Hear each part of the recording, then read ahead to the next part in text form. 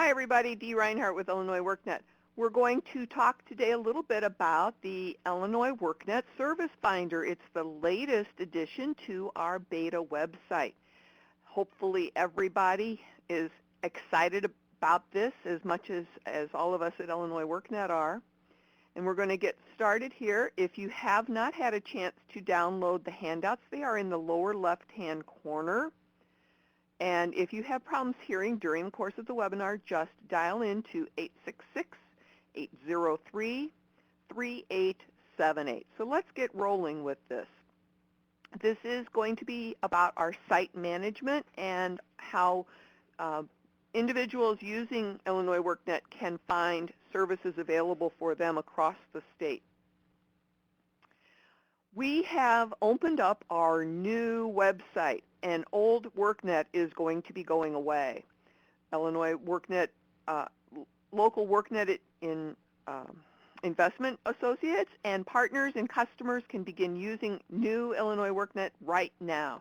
And the website address, if Natasha wants to put that into the chat pod for us, is www.illinoisworknet.com, and we're going to show you a little bit of it as we get up onto the screen in our demonstration. We have more updates coming to the site on a regular basis, and this is the latest of the new additions to the website. In the footer is where WorkNet partners are able to find the resources that we have available right now. Some of the things that are here, so if we go to the footer, it says partner resources. Some of these other links are going to be going away, but we will send out a notice before we do that. But just so that you know, you will be able to access the partner resources from the footer or from logging into your dashboard. This is going to be more than just site management. For one tool, it's going to be all of the service locations for WIA-funded sites, partner sites, and the business services sites. What happens now is everything is grouped into one location versus the original way that it was we had business site locations and we had individual site locations. So now it's just one entry for each location, whether you have business or individual services. We also have a system for referrals that will be coming very shortly. We are working on it daily to get it up and running, but it is to provide the community referrals to our partners for those services that our individuals need, like maybe transportation or housing, possibly child care. Referrals were basically added to pages as local content, but now it's all going to be part of that whole search result that we get on the results that individuals search for. This is really important because the search information that you're going to be entering feeds all of these applications. It feeds Illinois WorkNet, Disability Works, the Layoff Assistance Tool, the WIOA tool, as well as the mobile job prep app. And we found out that it feeds the federal level career one-stop information. So what you put in can be seen potentially by anybody across the country. It's also important because we've got a new toy coming up. It's for partners who will be able to put the locator information on their own website, and it will default to their local workforce investment area. We can also offer this information on my community pages so that it defaults to the home page on Illinois WorkNet, and it will have the local information for that person's local workforce investment act.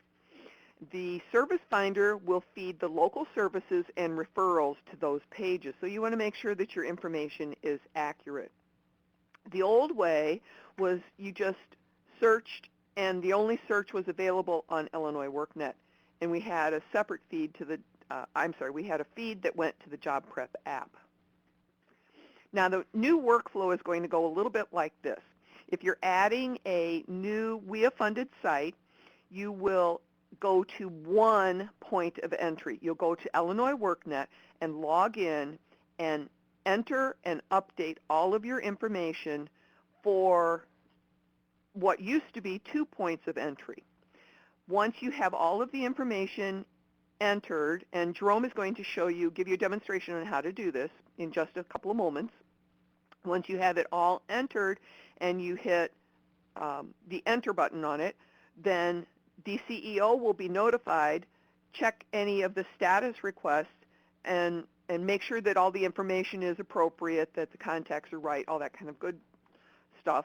And then they will approve it, and after they've made any necessary updates, and then it will feed all of those websites all at one time, including the Job Prep app and the Career One Stop information.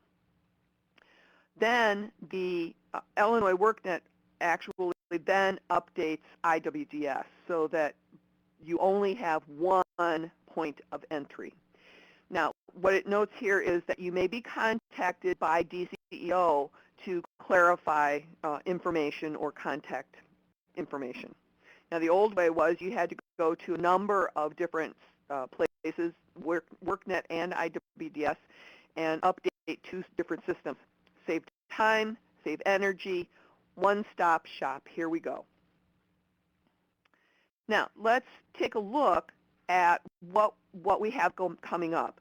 And remember that you can download the handouts that are in the file pod, and we've got a how-to sheet in there as well as this PowerPoint presentation. So let me share my screen, what we have going on. Now, this is the new Illinois workNet, the new beta site, and I've magnified it quite a bit here so that it's easier for you to see on my screen. One of the things that you can do, and that a client can do, a customer can do, is take a look for these services. We've added it under the network and connect so that we can connect those customers to the services that they need.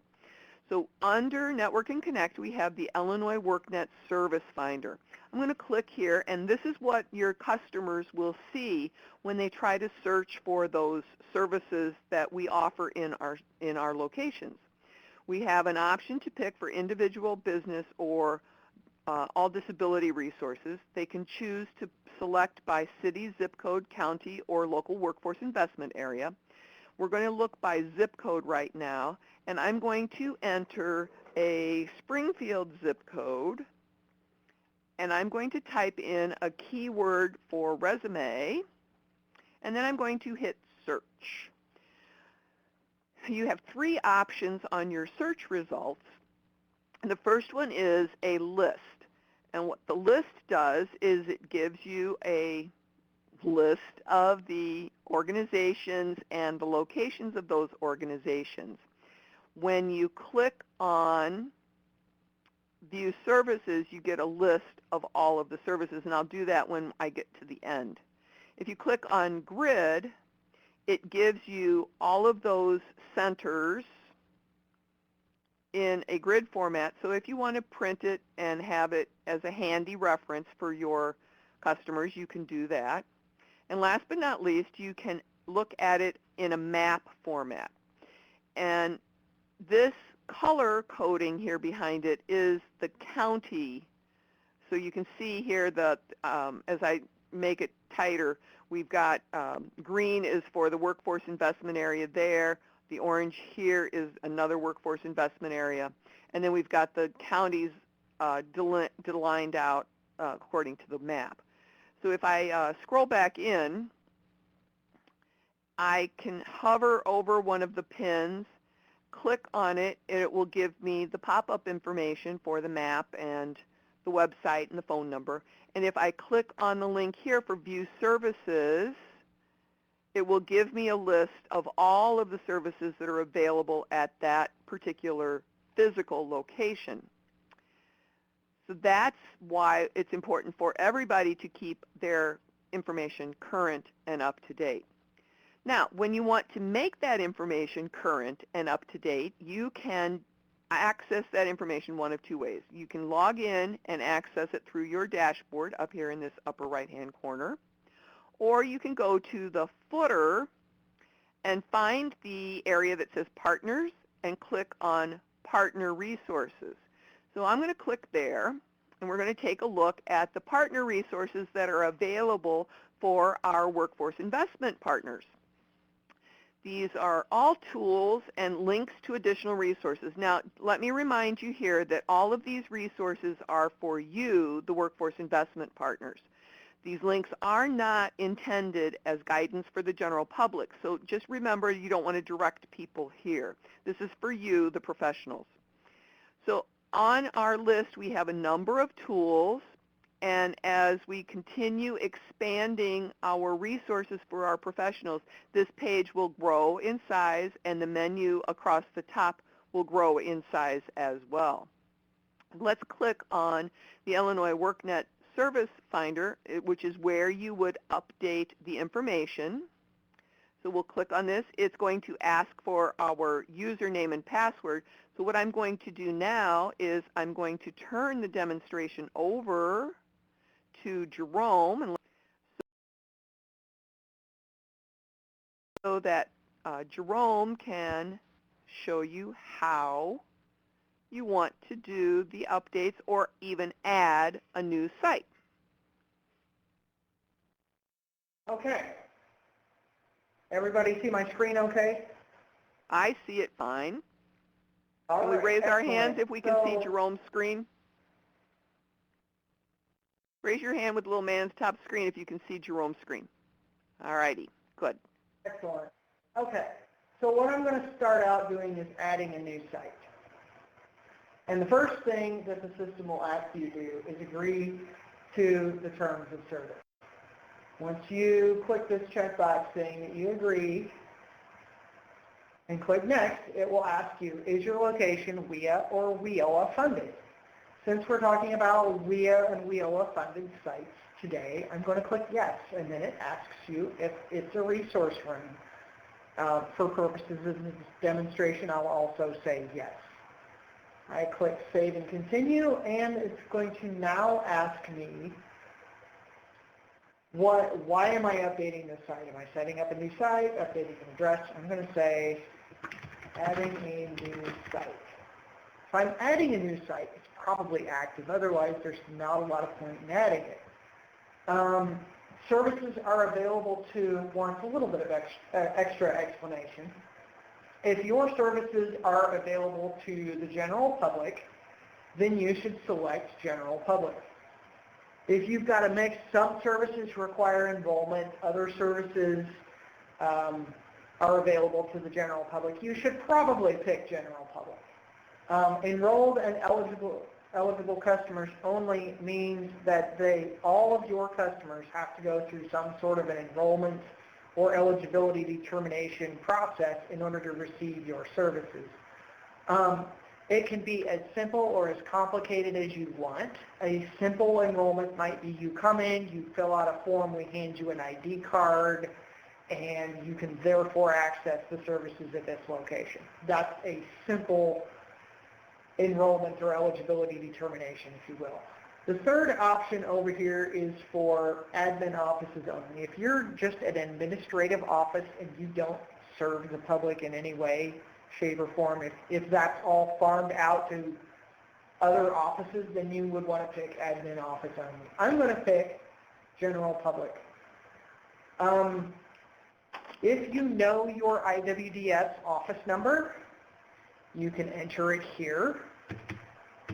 If you don't know it, that's okay too, because IWDS will be reviewing this information, and if they happen to know your IWDS office number, they can enter it at that time. The next field is your location a comprehensive center, an affiliate, or other? I'm going to say that we're an affiliate, and I'm actually on our test server right now, so I can put in information that may not necessarily be what you would want to show to the public. That way I'm not polluting our production system with test data. I'll put in my address,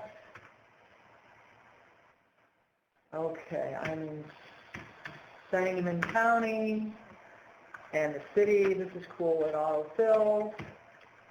I'll scroll up. There we go. I can pick my city.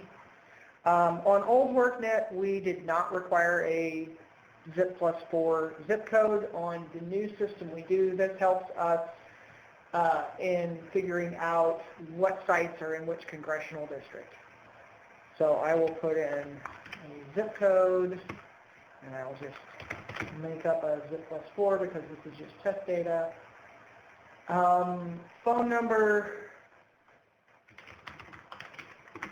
I'll put that in there. This should be the main phone number for your site. There's a place for you to put in a alternate phone number. There's a TTY number that you can put in so that people who are hearing impaired or deaf can call this number and get services from you. The location email, this is generally advised to be a generic email for your site. The reason we say that is that this email address will be visible to the public, and what happens when you put in a specific person's email address and then they're gone on vacation or they've left and nobody's checking the email box. It kind of looks bad if you do that. So we really recommend that you put in a generic email address here that can be checked by more than one person at your site. Hours of operation are also required. I'm going to just put in a couple things here. I'm going to say that you're open from, for this test site, we're open from 8 to 4:30, and here's the cool thing is I can say, now that I've done that, I can copy and paste it.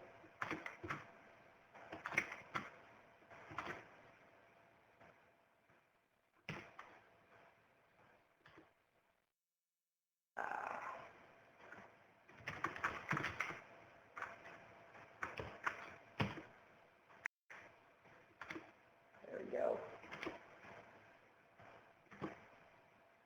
Coming soon, we'll have a by appointment only box.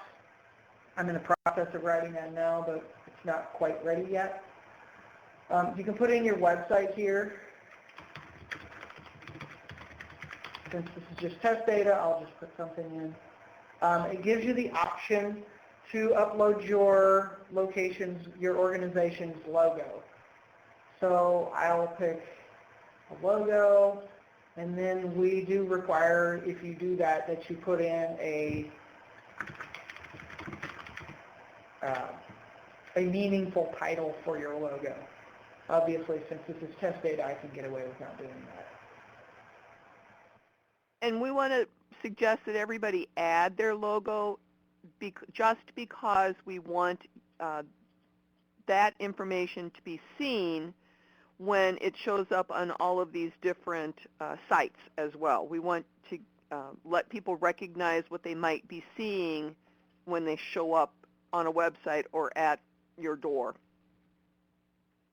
Right, right. And now that I've entered that information and it's put it in the system, I can see my location name, address, and my logo that I uploaded. Every site should have at least one contact. We recommend that you have at least 2, but 1 is required. So I'll go ahead and put in an email address because what I want to do is I want to look for Illinois WorkNet workforce professionals that already have an account so that I can add them. And if we give it a minute here, it should come back with some results. There we go. I can select any one of these here, or I can select that none of these people are who I'm looking for. I'm going to go ahead and pick one. And you see that it's pre-populated the information. Social media URLs on the contact screen are social media URLs for the contact, not for the site. I should emphasize that. So don't put, like a you know, LinkedIn profile. right, like a LinkedIn or a Facebook. So this would be so if I was going to put my social media website in here, if I was going to put my Facebook, it would be my personal Facebook at this point. I'm going to mark myself as a primary contact, and I can either say save because I don't want to do anymore, or I can save and add another. I'm going to save and add another because I want to show that I want to demonstrate having more than one contact. So now I'm going to go ahead and search again, and let's say that nobody here matches. Okay, I don't find anybody. So I say none of these people are a match, and I can go ahead and enter contact information. So we'll put in John Doe.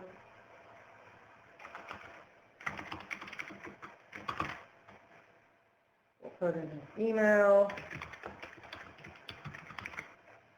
He's a secondary contact, and I'll save him.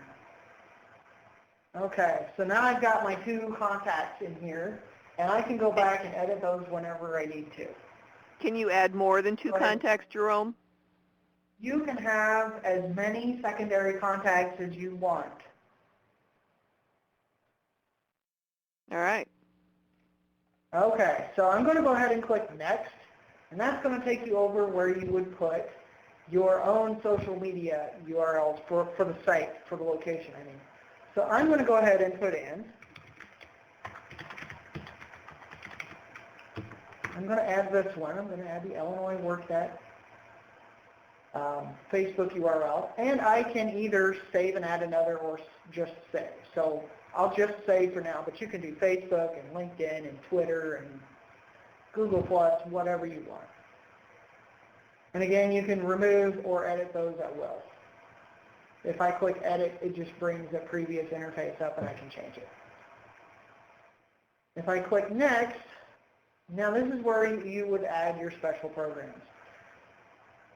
I'll go ahead and add one, but it's not required that you have a special program. You know, maybe you're a site that's participating in a disability and employment initiative that's going on. So you could select that. You say, yes, you're active, select a funding source. I'm going to pick other just because this is test data, and save it. And there you go. I've got a special program. If at some point you are no longer participating in a special program, what you can do is you can come here and edit it and say, no, I'm not actively participating. If I click next, this takes you to organization type and funding sources. So I will choose this one, and I will say that I also get Perkins post-secondary and some other information. You have to have at least one funding source, and you have to pick an organization type. I'll save and continue. This brings us to services, and this is where you determine whether your site shows up in an individual services search or a business services search. I know that Dee had mentioned that one site can now be both. So I'll demonstrate that, and we'll just pick some data here just because we can. You see that when I select a service, it gives me this other extra option that says enrollment or eligibility is required for this service. If they have to do something special, something besides walk in off the street in order to get this service, whether it's fill out a piece of paper or whatever, you can check this box and the search will say enrollment or eligibility is required for this service when you look up the site, when you view the services in the service finder. Youth is the only one that we require that you put an age range in, because I know some locations want to have their youth in a different area than they do for the general population. So if you pick that you serve youth, you have to enter an age range. And then I could go down here and I can pick a couple of business services. And I can save and continue, and that brings me to the preview screen, where I can, and it's split up into sections, just like you entered it. So when you want to go, if you preview and you say, oh wait, that's not right, the location name and address is wrong, I can click edit, and I can put in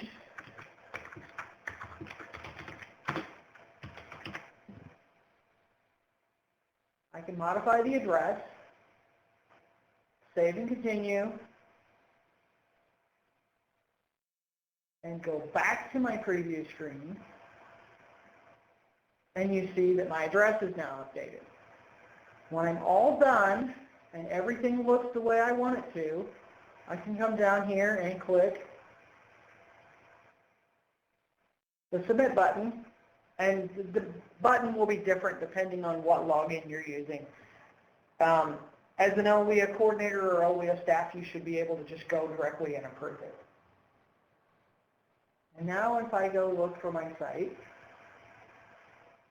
I can show off the filters. I'll say that it's OWIA 20 because I know I use the Springfield address. Put in test.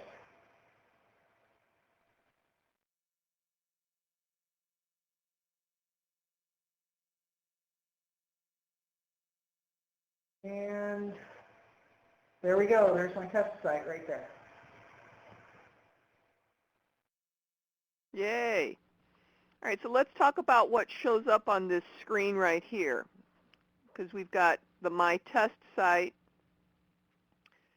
and then the next column over is whether it or not it's WIOA funded, whether it's active or not, whether it is an affiliate or a comprehensive center or it's other. And what would other mean, Jerome? Other would be anything that does not fit the DCEO definition of a comprehensive or an affiliate site. And comprehensive and affiliate are both WIA funded? Yes. So And then anything the others that's not are WIA not. funded would be other. Okay. Right. And then whether or not it's visible to the public and whether or not the site has been approved, the site status has been approved. Now, we talked about this a moment ago or earlier this morning. Approved means that IWDS has approved the changes, but do you want to tell people how a site might still be pending but the information would show? Yes. We actually keep a history of the changes that IWDS wants in their system. A site can be visible to the public and not be in an approved status because at one point it was approved, and we're still going to show the old approved information to the public until IWDS marks the new information is approved. Rather than take the site down, I think that would be a bad thing to take a site down just because somebody went in and made a change to the address or a phone number. Right. So, or maybe they changed their hours. Right, or maybe they changed their hours. So, yeah, it is possible to have a site on the screen that is visible to the public, but it is not showing on this screen as being approved simply because we're going to show older approved data until the new data has been approved. Great. So now we've got a note here from Michelle that says she just saw her sites, they looked okay. Does that mean that all of the sites have the correct information? So that's what we want everybody to do, is to log in, make sure that the phone numbers are right, that the times are right, that the addresses are right, that all of your contacts are right. So that's what we want everybody to do. Does anybody have any questions for Jerome before we go back to our presentation? Well, I do want to jump in here and say one thing. We Okay. tried to bring as much data over as we could. One thing that we were not able to bring over in a mass programmatic type update is the hours of operation, because they were a text field before. Now they're more structured. So it's just kind of hard to bring over a text field and turn it into that structured data format. So we would like for you to go ahead and put your hours of operation in, if at all possible. Yes, you will have to manually enter hours in all affiliates and comprehensives. But as we showed you a little bit ago, you can, if they have the same hours all 5 days, you can copy and paste.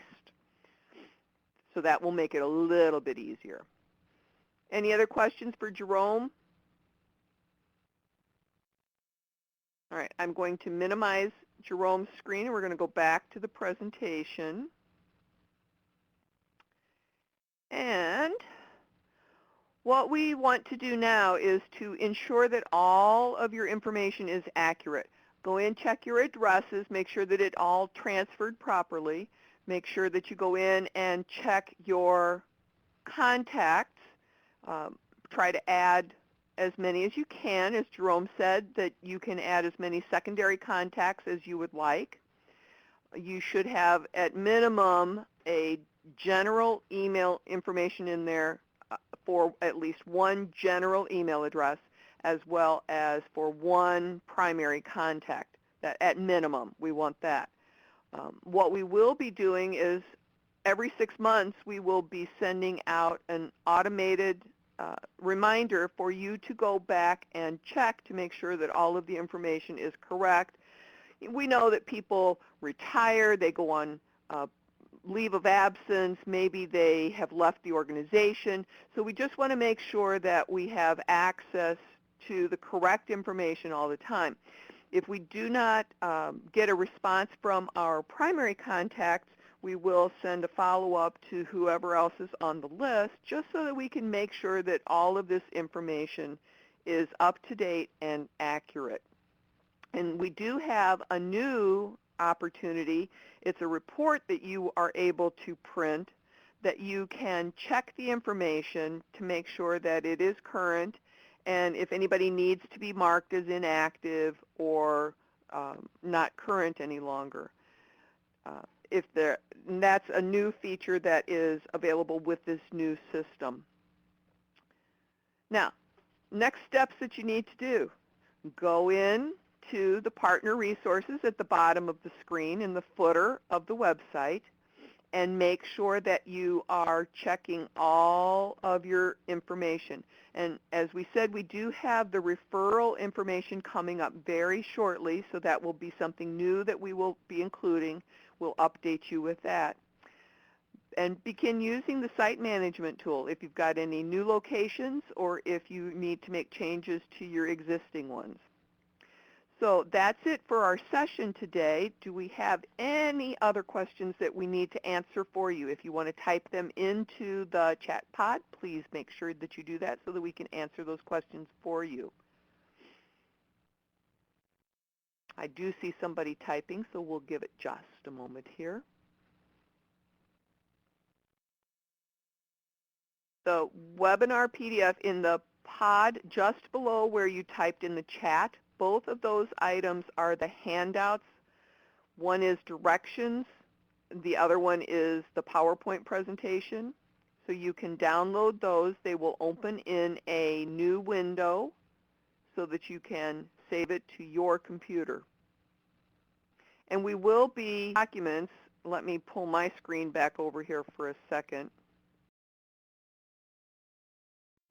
and show you where you'll be able to find them. We're trying to work on the process of it physically working, but right here on the top of the partner resources page is a link that you can click on that says download and print.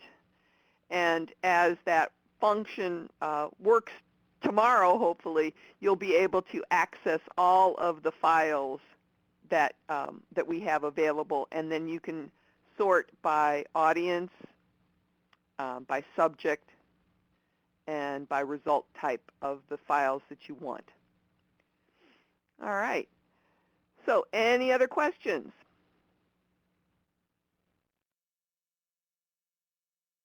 Oh, I have a note here that we'll be releasing the featured employers as a job posting option next week. So that's something new. Woohoo! Okay, and Natasha just said that on this screen we have the first two files right here are the two files that are the handouts on the bottom. So if you do miss them in the webinar, you can come here and download and print the document right from the screen on your partner resources. Make use of it right away. All right, I don't see any other questions coming in, so I'm going to end the recording. Thank you for joining us today. We'll stay on the line just in case you have any additional questions.